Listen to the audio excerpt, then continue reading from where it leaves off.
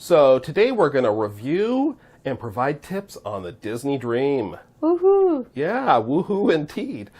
Such a beautiful ship with an awesome crew. And here we are boarding. And we're entering what I like to call the Grand Ballroom. Or you might call the atrium. Yep, and the Grand Ballroom is where they have a lot of the character meet and greets and like the baby race. Yeah, and this is where you'll see the princess gatherings, and that's the one of the things you really need. If you want to do, you need to make reservations ahead of time. It doesn't cost anything, but if you don't have reservations before you go on the ship, if it's like our sailing, you'll be out of luck. So reserve that ahead of time. And you can see all the beautiful decorations. My favorite was the chandelier, and you can try and see if you can see the hidden Mickey. Yeah, there's hidden Mickeys all over the place. So we had a balcony or veranda cabin. We had 7060, which is one I would recommend because it's one of the minority of cabins on the ship that has an indoor safety briefing, which is a really nice thing to have. You don't have to go on deck. That's right. And weather the cold.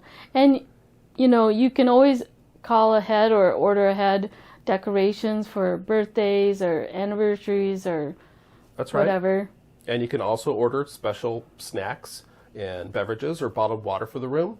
And if you need like anything special, like a sharps container, that you can also order, or an extra extension cord too. Yeah, or if you use a CPAP and you need distilled water, they'll arrange that for you too. But be sure you do that before you sail, so they have it on board for you. Mm-hmm. So here you're going to check out the balcony, a nice area to go and have some relaxations. Get past the curtain there. And keep in mind the balcony door slides left to right, doesn't pull open. So I'll figure this out soon. Yeah, well, it slides right to left. Right to left. Left to right to close, yes. But anyway, it slides, it doesn't push, unlike other ships we've been on. So the balcony, is, if you have a balcony stateroom, it's a great place to sit and enjoy the view, have your morning coffee. Take advantage of room service and get first breakfast, or get the Mickey ice cream bar. That's right. Or get your cake of the day. Yep, that's not on the menu, but you can get the Mickey ice cream cake or ice cream bar or the cake of the day. And something to keep in mind here, you've got this nice couch with the TV there, and there's this nice curtain that can pull across the room to divide the sleeping area from the sitting area.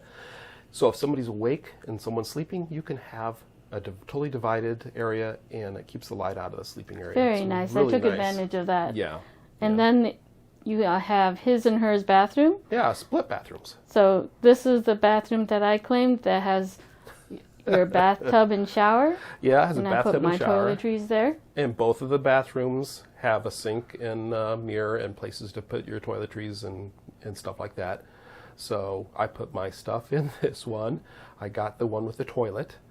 And it comes in really handy when you're getting ready for dinner or first thing in the morning. And you each have your own area, and one can be using taking a shower, while the other one's using the other one to get ready. And Disney has magnetic doors, so if you have magnetic hooks or any decorations, you can put them on the door.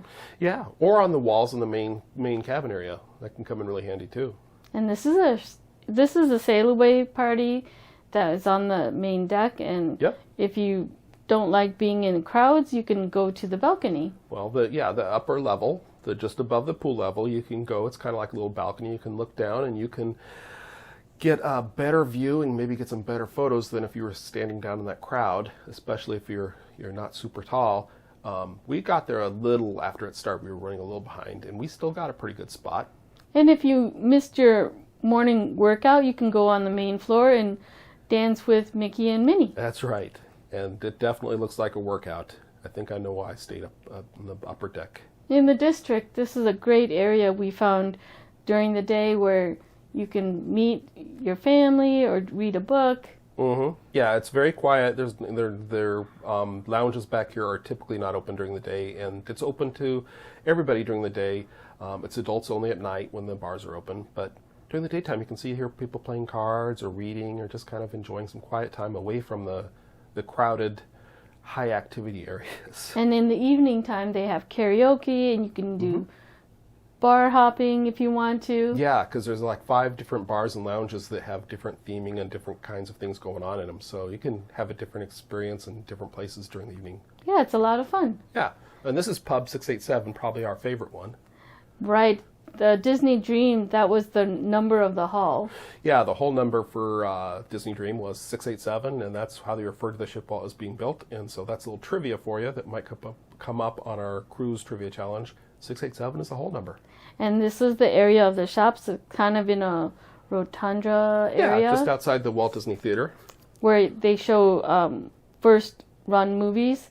And a little tip for the shops is when you're outside of port, the shops are open. When you're inside port, the shops are closed. That's right. But if in doubt, check your cruise app or the Navigator, the paper copy, to find out exactly what time they're going to be open. But if you're in port, like Joy said, they're going to be closed. Mm-hmm. Yep. So a lot of different shops to choose from. Did you find any good sales? Yeah, they did have sales.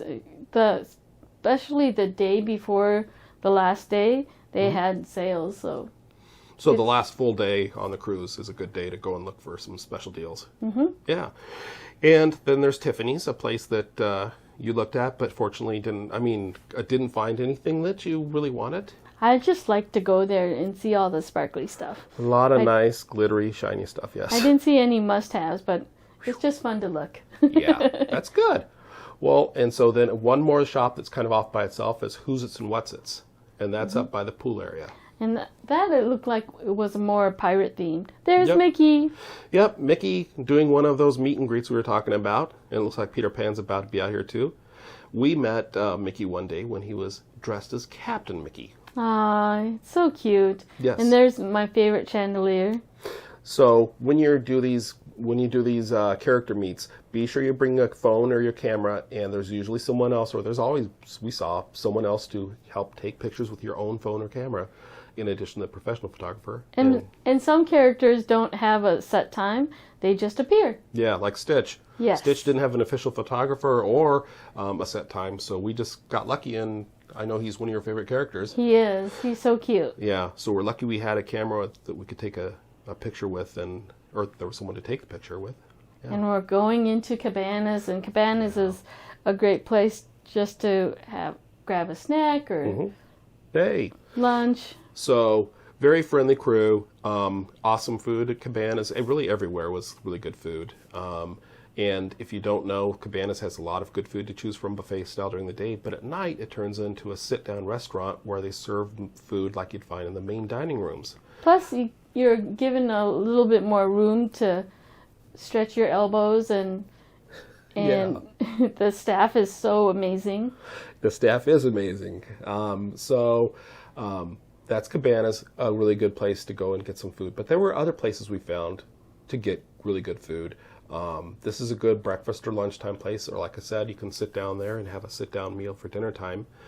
My favorite lunch places were by the pool, and there's these 3 stands that had wraps and salads and fruit, and this middle one I remember had really good chicken tenders. They also had burgers and fries and bratwurst. Oh, I love their bratwurst. Yeah, and the third stand has pizza. But your favorite one, I know, was around the other side past the elevators. Right, it was the ice cream area. That's right.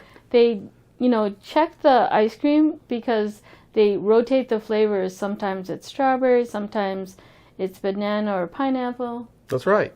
And next to the ice cream stand, there is Frozone, which they have more adult-type drinks, frozen drinks. Because it has alcohol in it. It does. And this is Animator's Pilot. This is one of the main dining rooms.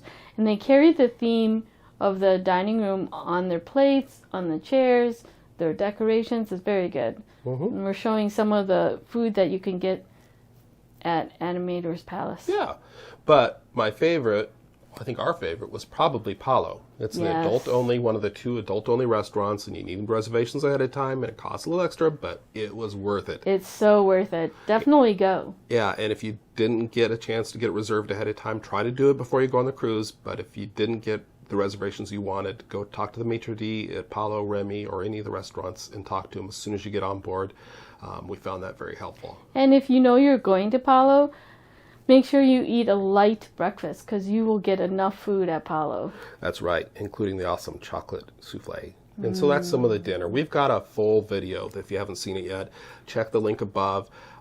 You can check out our video where we review the brunch, and the dinner. And this is the brunch where this is the bread and fruit, and this is the seafood area.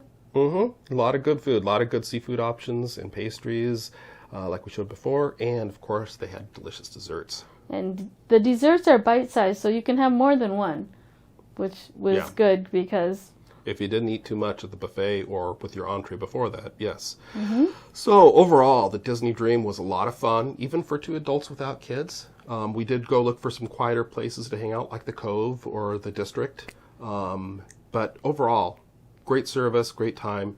We really enjoyed it. And give us a thumbs up if you like this video. And don't forget to subscribe if you haven't done so yet, so you'll see all our future videos. Thanks for watching. Thanks for watching. Bye.